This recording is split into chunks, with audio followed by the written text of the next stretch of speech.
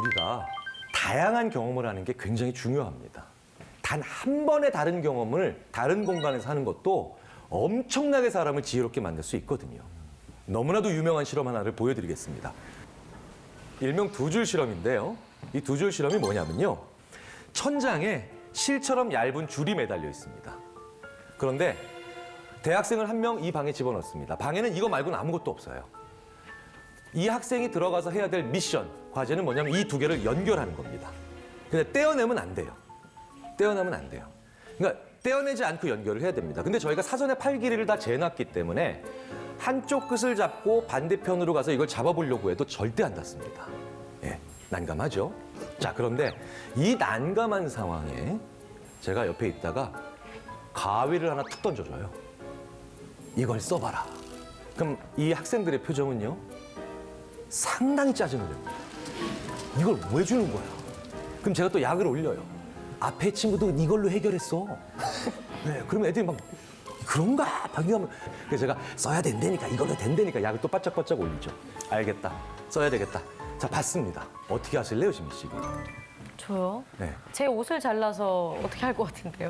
아니 갑자기 또 이렇게 갑자기 이런 퍼포먼스 버전으로. 네. 아니 어떻게든 연결시키면 네, 되니까. 네, 네. 바지도 많이 잡지를 짧고. 못하죠. 잡기가 힘들죠. 그렇죠. 99%의 학생들이 첫 번째 어떻게 하냐면요. 한쪽 끝을 잡고 반대편으로 가요.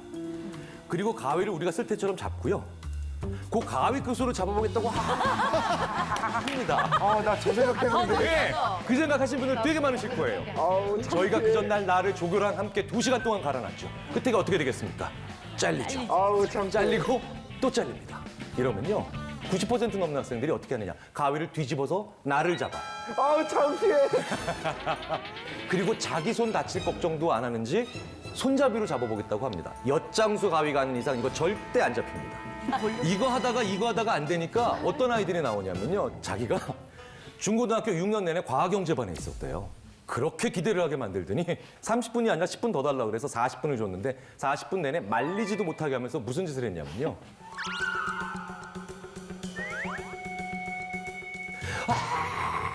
정전기. 정전기.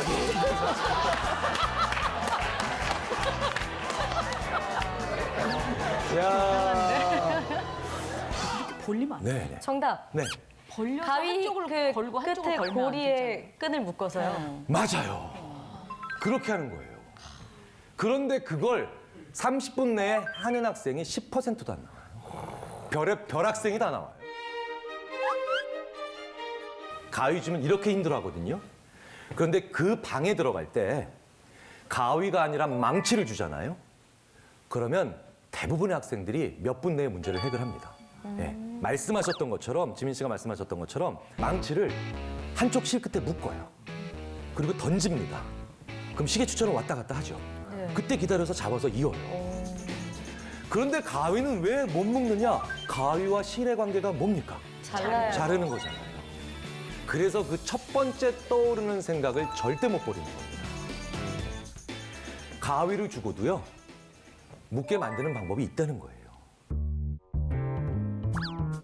나가서 걷게 하면요, 대략 5분에서 아무리 길어도 10분 내에 거의 60, 70%의 학생들이 소리를 내면서 튀어들어와요. 첫 번째 떠오르는 생각을 버리기 위해서는요, 반드시 그 생각이 일어난 곳으로부터 물리적으로 나오셔야 돼요. 네, 나오셔야 돼요. 즉, 다른 경험을 해야 돼요. 다른 경험을 하셔야만 그게 바로 두 번째 떠오르는 생각을 만드는 계기가 되는 겁니다. 너무나도 간단한데, 근데 우리는 그렇게 못했다는 거죠. 이게 우리가 걸어야 되는 이유. 새로운 경험을 해야 되는 이유. 그리고 어떤 다른 곳을 가봐야 되는 이유입니다. 걷는 것도 뭔가 팁이 있어요. 저도 잘 몰랐는데 의외로 생각지 못했던 데 차이점이 있었어요.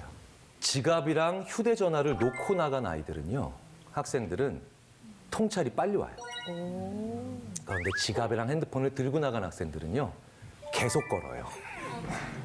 왜? 지갑이랑 휴대전화를 가지고 나가면요, 내가 자꾸 뭐 해야 될지, 다음 약속은 뭔지, 그쵸?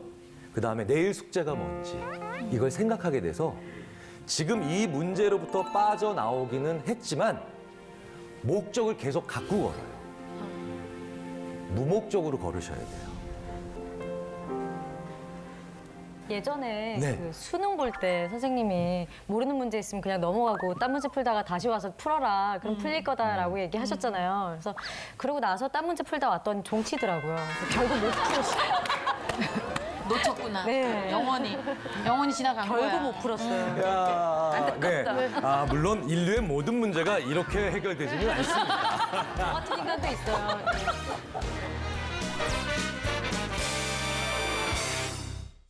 이전 아나운서께서 한번 얘기해 주세요. 어떨 때 육감이란 말을 쓰시나요? 뭐 저만의 촉을 세울 때. 그쵸, 촉. 네. 우리가 이 촉을 얘기할 남자가 때는 오늘 내가 예상치 못한 쓰지 않아야 될 돈을 쓴 것 같은 표정이 읽힌다.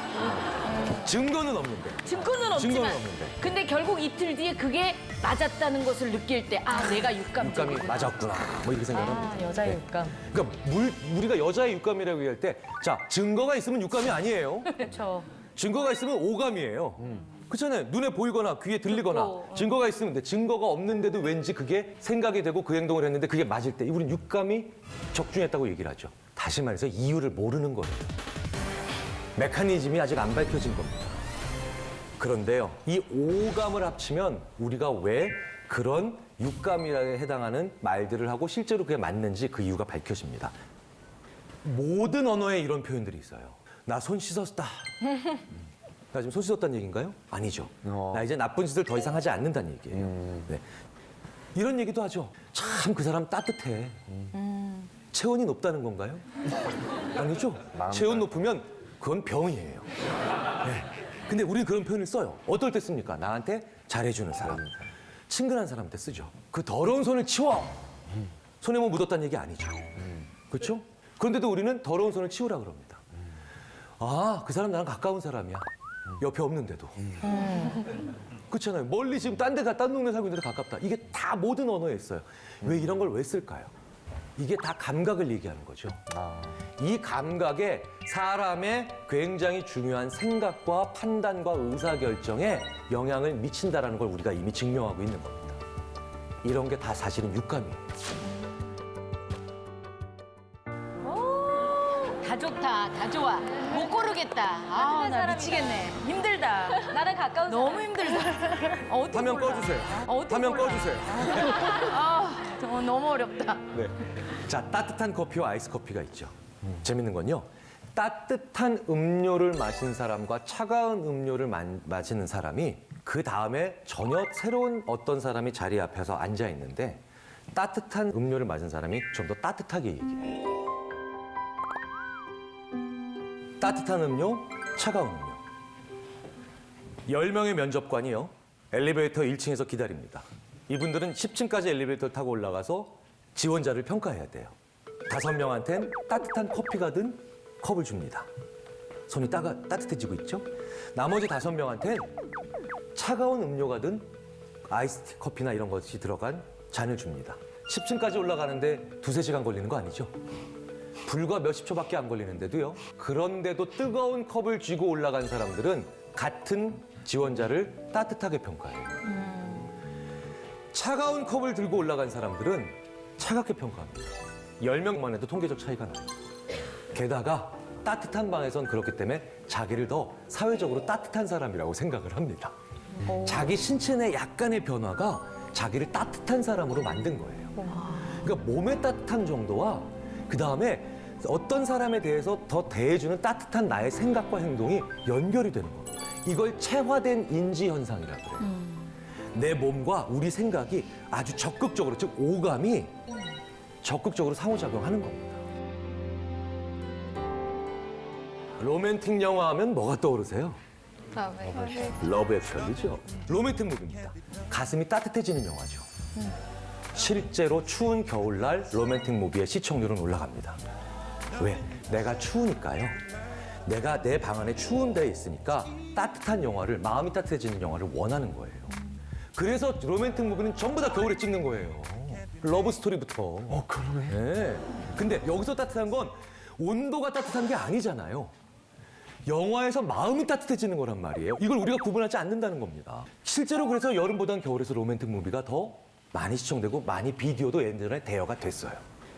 자, 실제로 그래서 제가 2016년 12월 30일 영화 구도되는 우리나라가 되게 추운 날인데 실제로 모 포털 사이트에 딱 들어가니까 밑에 로맨스 코미디 추천이라고 저렇게 써 있더라고요. 검색창 밑에.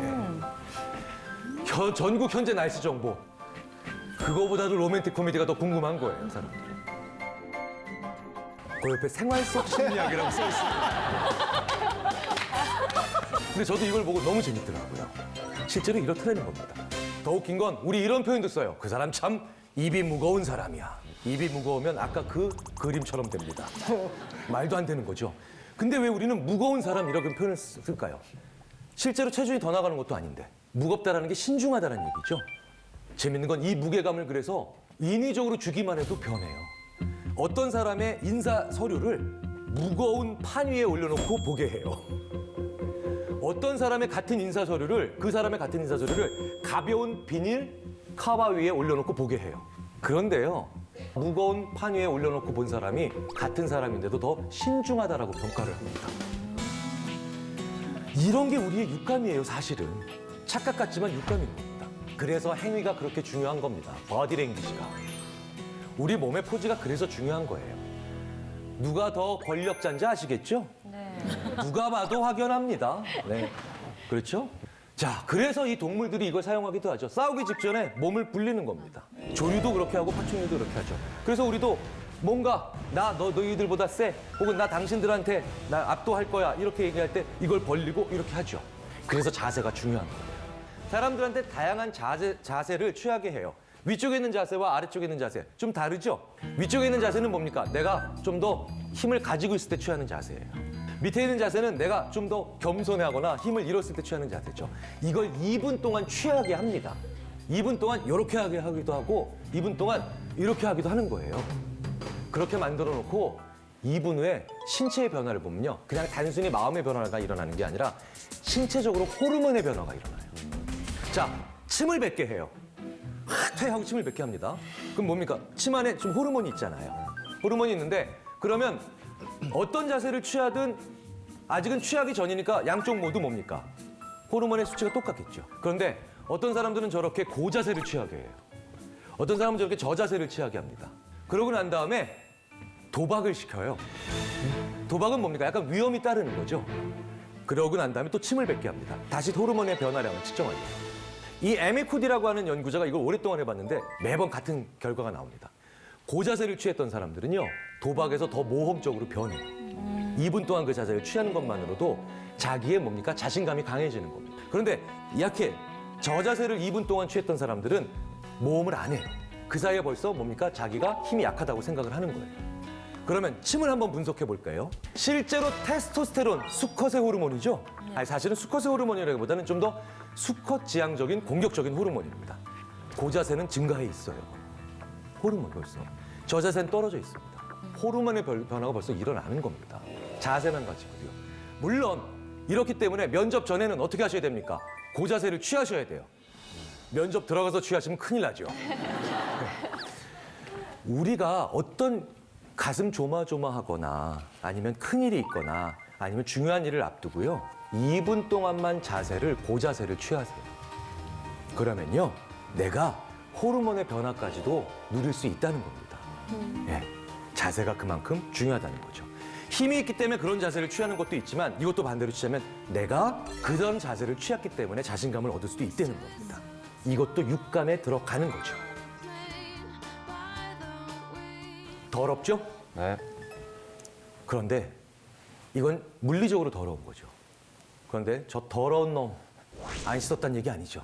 도덕과 육감도 연결이 돼 있습니다. 사람들한테요. 손으로 악플을 일부러 달게 해요.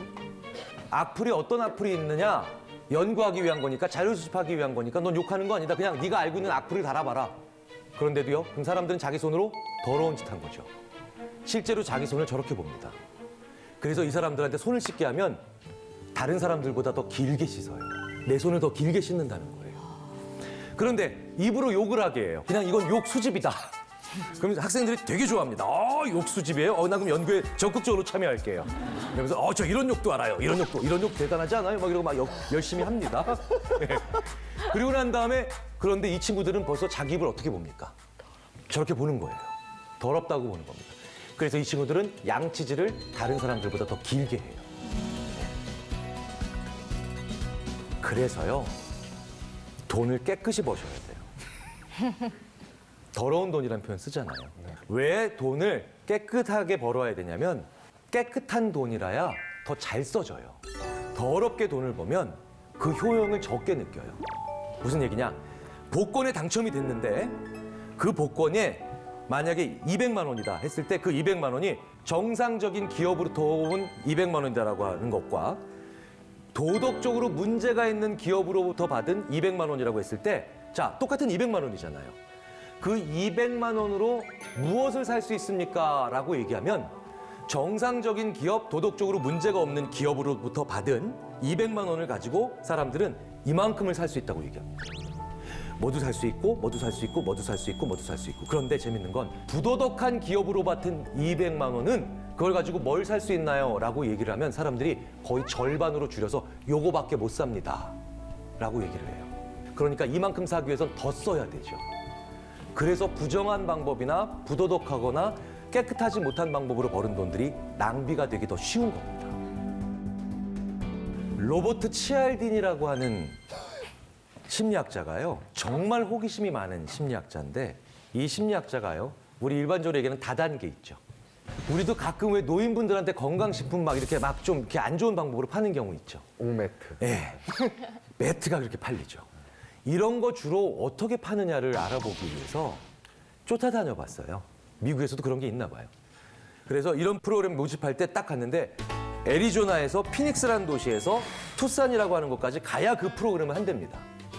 그래서 버스에 탔어요. 다른 사람들도 좀 있었겠죠. 그럼 버스를 타고 자기가 갑니다. 그러면 피닉스에서 투싼까지 가는데, 그 도시까지 가는데 대략 2시간 걸리는데 2시간 걸려 갔더니 가서 교육은커녕 다시 돌아오더래요. 그 교육은 버스 안에서 이루어지고 있었던 거예요. 버스 안에서는요, 모든 것들이 훅훅훅훅 하고 지나갑니다. 아무것도 제대로 정신 차릴 수가 없어요. 그 시끄럽고 덜컹거리는 소리, 소리도 잘 안 들리고 눈앞에 보이는 것도 훅훅 지나가고 냄새라는 것도 버스 안에 있는 그 수많은 사람들의 냄새가 섞이면서 정신이 없죠. 감각의 차단이 일어날 때 사람이 원하지 않는 정보에 가장 쉽게 설득당하는 거예요. 그걸 이용하는 겁니다. 그래서 우리나라에서도 관광버스에서 그것들을 파시는 거예요, 그 양반들이. 데리고 다니시면서, 노인분들 모시고 다니면서. 안 당하려면 어떻게 되느냐? 이걸 보여주는 연구 하나 있죠. 날씨가 좋을 때랑요, 날씨가 흐릴 때, 양쪽 모두에서 같은 남자가 여성들한테 가서 전화번호를 물어봐요. 그러면 날씨가 좋은 날에는요, 확실히 여성들이 전화번호를 더 잘 가르쳐 줍니다. 왜? 영향을 받는 거예요. 마음이 화사하니까, 날씨가 화사하니까 내 마음도 화사해져요. 실제로 실험을 해보면 22.4% 정도 나옵니다. 근데 날씨가 안 좋은 날에는요, 13%에서 14%밖에 안 알려줍니다. 그러니까 거의 10%포인트 이상 차이가 나는 거예요. 그런데 이 효과를 싹 사라지게 만드는 방법이 있습니다. 그렇게 전화번호 알려주기 전에 오늘 날씨 어때요? 오늘 날씨 좋아요. 오늘 날씨 어때요? 오늘 날씨 안 좋아요. 이렇게 얘기하게 만들면 그 효과가 사라져요. 지금 이 상황을 솔직하게 말하셔야 돼요. 이 상황을 솔직하게 말하셔야만 우리는 그 무언가에 안 당합니다. 있는 그대로 묘사를 하시고 지금 내가 느끼는 온도, 보는 것, 느끼는 것, 맛을 보고 있는 것을 솔직하게 표현을 하시면요, 내가 스스로 내가 좋아하거나 집중해야 되는 정보를 볼 수가 있게 되고요. 그리고 나를 속이는 정보, 나를 잠깐 동안 눈 감게 하는 정보로부터 벗어날 수가 있습니다.